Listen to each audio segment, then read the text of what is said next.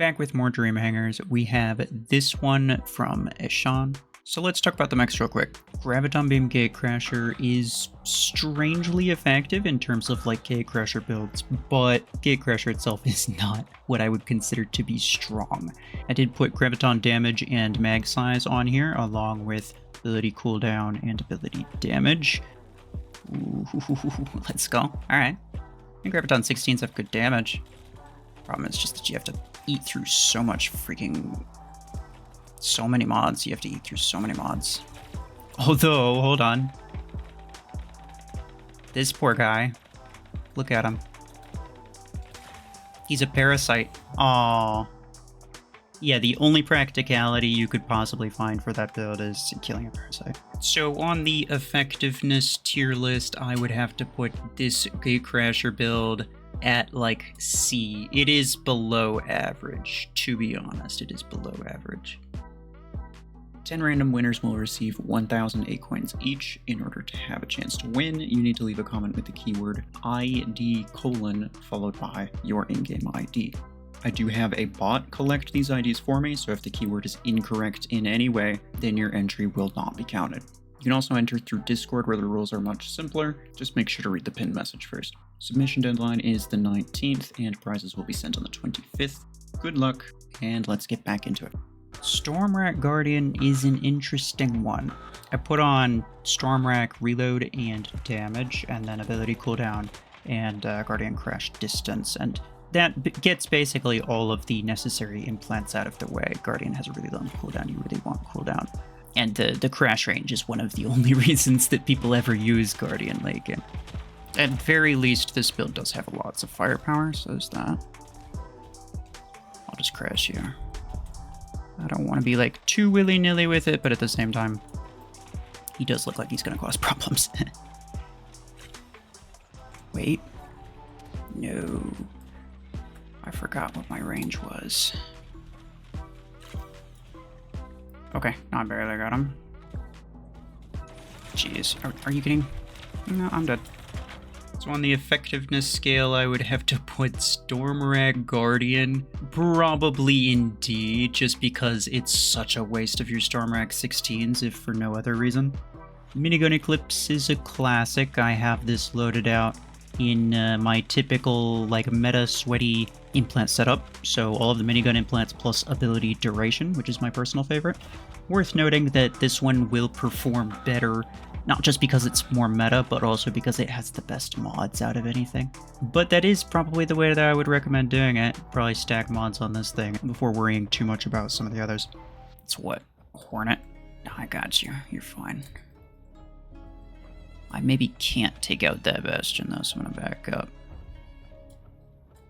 A little bit of game hiccup. Alright, let's go. You're fine. That's really what Eclipse does well. Just repositioning. Getting good angles. I mean, it's not tanky, so... Myself personally, I don't really like using close quarters on it. On the effectiveness tier list, Minigun Eclipse, of course, goes in S. It is a meta build. People do use this competitively, myself including. Not much more really needs to be said about that. Overdriver Deathwalker is very interesting. I have seen more than 0 of these in competitive matches, so like, you know, you do have that going for you. That's not to say that I necessarily recommend it. But for this one, I do have ability cooldown, ability duration, along with overdriver damage and cooling. I think Deathwalker works significantly better if you use both cooldown and duration. Alright, let's go down here. Spray some bullets. I can kill you. You know what? I'll just take it to the face. There we go. Kinda would like to get sent back, thanks. He's got a Stormrack Deathwalker, so it's a pretty good comparison of, like, the two. Hey there. Hey, fellas. Uh-oh. Uh-oh. Nope, I'm gonna die. I'm gonna die, yep. Yeah, I didn't have enough burst damage to kill those. So, on the effectiveness tier list, I would have to put Overdriver Deathwalker in A. Most Deathwalker builds are really, really good, Overdriver is not a bad weapon whatsoever. I would say that you don't necessarily do yourself a favor by using Overdriver specifically on Deathwalker, but it is still pretty darn good. This last one, Nade Launcher Cheetah, which is very interesting indeed. I put all the Nade Launcher implants plus ability damage on here. Thankfully, Cheetah doesn't really require any implants except for the ability damage. But this is a build that I would just have to hard pass on. Like, I don't see myself for any reason at any point using this build in like even a semi-competitive match, unless the whole, unless the point was to be funny. But died to a freaking bot.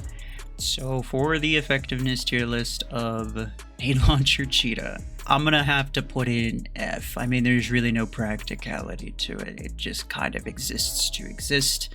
In general, if your mechs don't really serve a specific role or have a specific function where you're thinking, this is the build that I would use in this situation or in this situation, commonplace, general battle scenarios, all of your builds should serve some type of basic function. And yeah, this one kind of doesn't. Alright, so that's for all of the mechs individually. In terms of hangar composition, I would say that you're not doing too well. The only speed you have is the Eclipse, which is not the best thing because Eclipse does lag behind dash mechs. So having dash mechs as well is very, very useful. But on top of that, you also don't have any defensive builds. You have passive builds in the form of Gatecrasher, Guardian.